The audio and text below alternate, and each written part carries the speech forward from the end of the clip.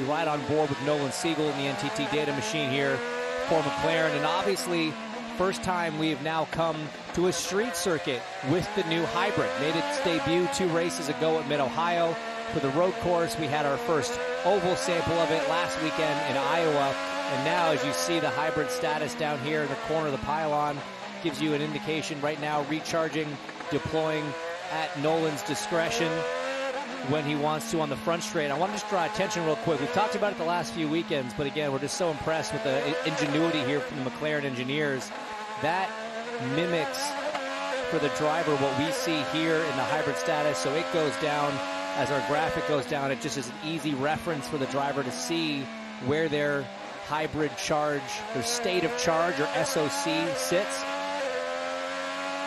So all blue lights means that he's on it, he's using it. You see it coming down, gets down to 15% left in the charge, and then watch as he hits the brakes here, that charge goes up on the graphic, it goes up on his display as well. So a cool new system that drivers are having to navigate for the first time here on a street circuit, but very similar tactics and techniques, I would imagine, to what they see, or saw, I should say, in Mid-Ohio. Now on board with Graham Rahal. You know, I was kind of poking fun at him on the track walk earlier this weekend, trying to say, hey, look, team's good here. Teammate won here last year. How you feeling?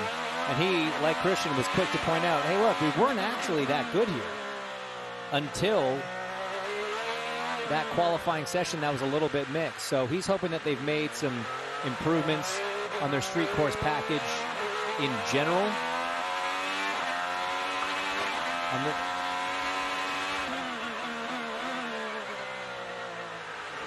And these onboards are great, Kev. You just got to look at the hands of the driver, the head of the driver, and it really drives home how rough and how bumpy some sections of this racetrack are. No more so than that last 3-corner complex, 9, 10, and 11. Little improvements that sort of pop up every year. But being a street circuit, you're never going to get a full repave of an entire racetrack. The back straight here down Lakeshore, that was repaved last, I believe, in 2007, something like that. Every corner almost has a different story and a different history to it in terms of when it was last adjusted. Well, that's your brake time right there. Not only is it a straightaway, it's actually smooth. He's not being jostled around. Now, this is what most of the lap is like. Look at the hands. It's curbs. It's changing of track surface through the long turn 6 there. What I love about this track, Kev, it's got so much character. It's got so many corners that are pretty atypical. Looks like we got some smoke coming out of Marcus Ericsson's 28 car, and I don't know if that was caused from the bumps or just a standard mechanical failure, guys. Yeah, we're going to have to look into that one, though, but that we've seen a few of these already this year out of the right side. Uh-oh. Yeah, that's what it looks like. Yeah, not good. A little bit of fire there on the right-hand side. Right bank of that car just spewing smoke and presumably if you can, come to the pits if you can. A little bit of oil. That's the risk of trying to make it all the way around to pit lane. Is at some point he's going to have to cross the racing line with a car that's potentially dropping a little bit of oil. But he's only 1 corner away from pit in. He's doing a good job of staying out of the way. But closing rates are so fast when you're in that position. He's got a nice gap. His next car on track is his teammate, Kyle Kirkwood. So safely now to pit in for the 28. But, Kev, that's a bummer. I mean, he gets 3 laps. He gets 3 laps again. Think back to last week. He had that crash in Iowa. Only 3 laps into the only practice session before a doubleheader weekend. Team did a great job to sort of recover from that and do as much damage control as possible. But for 2 weekends in a row, to lose that kind of practice time early on in a weekend that's a huge blow. It's one of the reasons that the drivers have all kind of voiced, whether it was publicly or not, that they would much rather be able to go back to the format of having the alternates used in practice 2 right before qualifying on Saturday morning. But this is a way to kind of guarantee a little more on-track action on Friday, give the fans some more laps to watch, and make it a little bit more of a challenge as we see Armstrong in new colors this weekend. Big save coming out of turn 10. That is a very precarious corner. Big sewer grate right in the middle that can upset the car. We saw it catch out Grosjean last year in the race.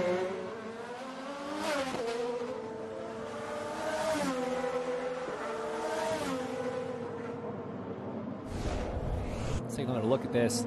Again, it's so bumpy, and as soon as you get a little bit offline, it's so dusty, so dirty. Armstrong doing a good job to hang on to it. He had his best result of last season here. Finished 7th. Really solid. Now has a podium under his belt, which also came at a street track. That was at Detroit. And the Ganassi car is always strong at these types of racetracks. Punctuated by the fact Palou has gone up to P1 as we see the pool of fluid coming out of Marcus Ericsson's machine. That is what we call a catastrophic failure, it seems. Original baseline test as we see a spin. That's from Will Power coming out of turn 9. Looks like he's managed to keep it off the wall. As we try to figure out what happened here. These hybrid systems, in theory, should be able to restart themselves on track, but I see Power's visor up, which is kind of the sign, Charlie, that engine's dead stick. Yeah, that's right. It looked like kind of a slow, lazy spin as he came out of turn 9 there. I don't think he got to the wall. There wasn't any contact. He's reversing slowly now, but it is one of the narrower parts of this racetrack. It'll be interesting as the 8 car, the 26, come across some Toronto traffic through the streets here, James. That's kind of the theme of the weekend. I'm not sure if anybody at home watching is aware. The traffic in the city is horrendous. And then we shut down one of the major arteries just to add insult to injury. But look at that, guys. The system works. I'm not sure if he stalled or not, Charlie, but I'm not sure if the starting on track was required from the hybrid system, but the reverse function is done exclusively with the hybrid. So let's ride on board now on this replay and try to listen to what happened to Power here.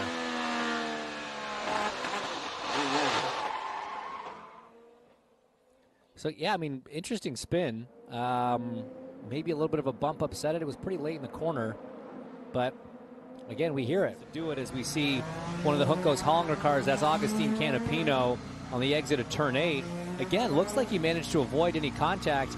And, again, using the hybrid system to great effect, reversing down out of harm's way, hopefully just giving himself enough room to be able to flip the car around and carry on.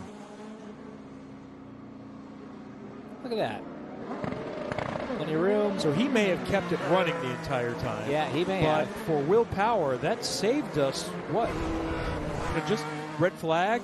Oh, that's 7-8 minutes of track activity.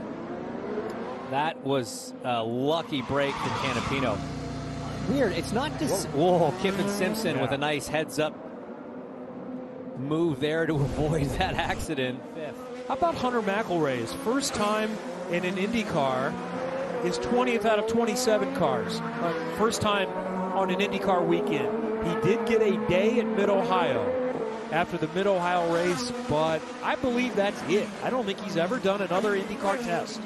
No, I think you're right. And it's, I'll tell you what it shows is it shows that at a place like this, track knowledge does help a little bit. As we watch Palou take the top spot just before the session expires by a healthy margin in IndyCar standards. Oh, Herta took it on his in-lap there. So new sets of tires going on for these last runs for a lot of these cars. Herta dipping below the 62-second mark. Might he have asked for a change? For sure. And it's just, let's try it out here before we waste. Absolutely. Is this better or worse? Something is not right, guys. This car is not slowing down because something is pushing it. Right, copy that. It's not a stuck throttle. It's in the tuning. Copy that, box. Interesting complaint from Graham Rahal. So the car is not slowing down. Something's pushing it. Doesn't feel like a stuck throttle. So that's obviously something that, at this level, at Graham's, experience level, you'll have experienced a hung-up throttle. It just gives the car a certain feeling on the brakes, not able to really slow it down the way you want. But he said it feels different. Maybe it's something to do with the hybrid system not charging correctly or at the right amount. It's not giving that pull on the torque of the rear axle. It could be several things, but something not making Graham happy right now behind the wheel. But decides to stay out even though they called him in. So maybe it magically got better. Can't be that unhappy. Oh, now he's, yeah. Dude, the rear of my car is garbage. Absolute garbage. We'll come in and let's get it fixed, bud. We only have 6 minutes to go. The best lap on primaries of P1. And this is a moment ago with Colton Herta. Whoa. Just a little brush there. He was very straight when it happened. Not even sure he even fully brushed it there, but you know, the floor of these cars sits out just a few millimeters. Yes, I'm using millimeters because we're in Canada. Beyond the edge of the tires. So if you hit flush, if you brush a wall flush, it takes the brunt and doesn't traditionally bend anything in the suspension. And just look at the commitment out of turn one all the way up to the wall. That's what you have to do on a street circuit like here in Toronto. Let's just ride on board for the rest of this lap. See how it seems from Colton's seat.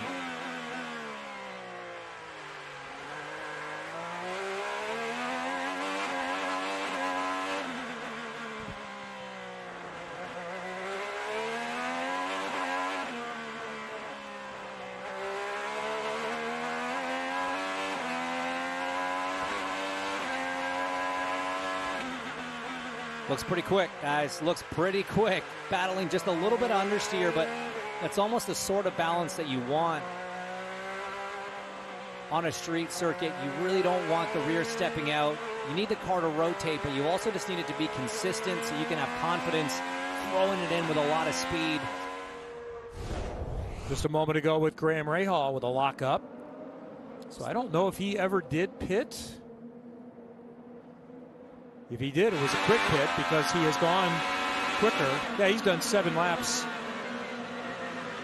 Yeah, he could have, because Hurt has also done 7, and we know he did a stop. So he might have come in for a moment. It's still good enough for best worst finish. Rossi, turn 8. And that front left is wadded up. No, that's not going anywhere in a hurry. That's an unfortunate incident there. This guy was very quick in that first part of practice as we see the red flag come out. This is something we're used to seeing when the timeline was just past this part. We'll have to obviously take a look back. It is such a difficult brake zone. We've talked about how many different surfaces there are. And yeah, just caught the tires before he got to the walls. Listen.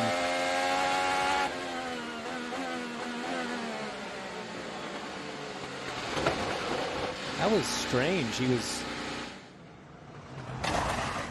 in a little hot, but it's like once he got offline, there was just no grip at all. The car didn't turn. We've seen a bunch of drivers lock up into 8 and be okay.